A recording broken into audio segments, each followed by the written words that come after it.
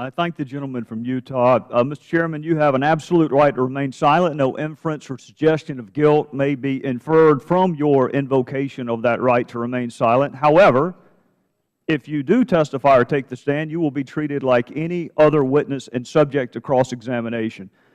Mr. Chairman, the reason that that phrase is running through my mind is because I heard it for 16 years. It's being repeated in courtrooms all across this country today, but not for powerful people that work for government, just for everyday folks. Just for everyday witnesses or everyday defendants of petty crimes, not charged with violation of constitutional rights, maybe just petty larceny. But they're being told you have a right to remain silent. However, if you testify or take the stand, you will be treated like every other witness. Mr. Chairman, I counted 17 separate factual assertions by Ms. Lerner, not those 3 little sentences that my colleagues like to cite, 17 separate factual assertions. That is a lot of talking for somebody who wants to remain silent. That's a lot of talking.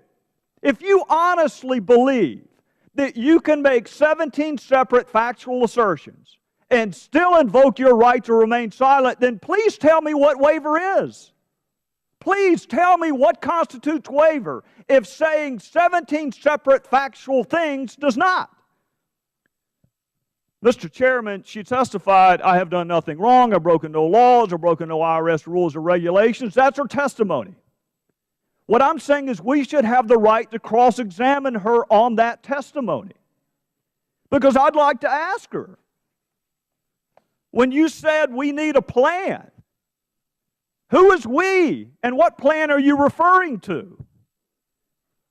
When she said we need to be careful that it's not perceived as political, who is we, and what are you concerned about the perception of politics for? What are you fearful of, Ms. Lerner? She said, I think we really need to do a project. Again, Ms. Lerner, who is we, and what project are you referring to? That is a legitimate question. And every brother and sister at the bar on the other side of the aisle would ask that question on cross-examination if given the opportunity. Can you imagine, Mr. Chairman, can you imagine a fact pattern where somebody takes the stand and says, I didn't rob the bank, but I'm not going to answer why my fingerprints are on the demand note, and I'm not going to tell you why I'm on the surveillance footage with the gun in my hand, and I'm not going to tell you why the dye pack blew up in my car.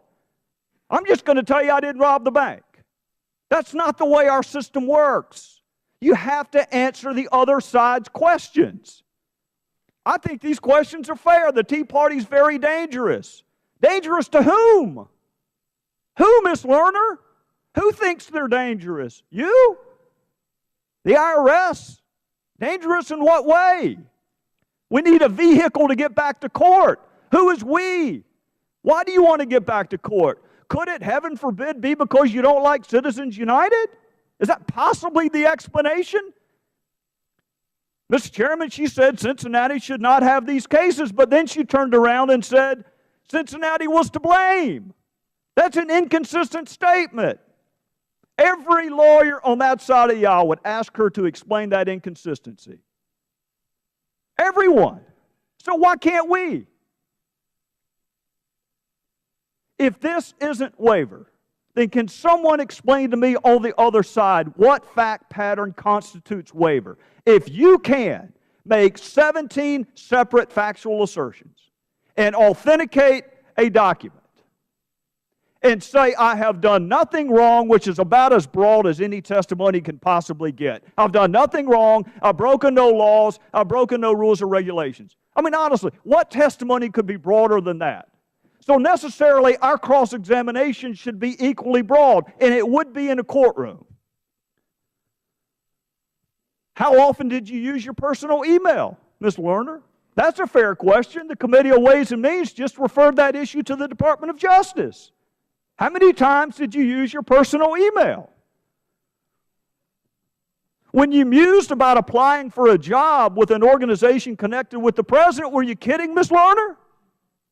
Or were you serious? We know you were contemplating retirement. Were you really seriously going to work? Mr. Chairman, I know my time is up. I'm just going to say this in conclusion. The same Constitution that allows her the right, if she wants to sit there and say nothing, allows these groups the right to petition their government for redress.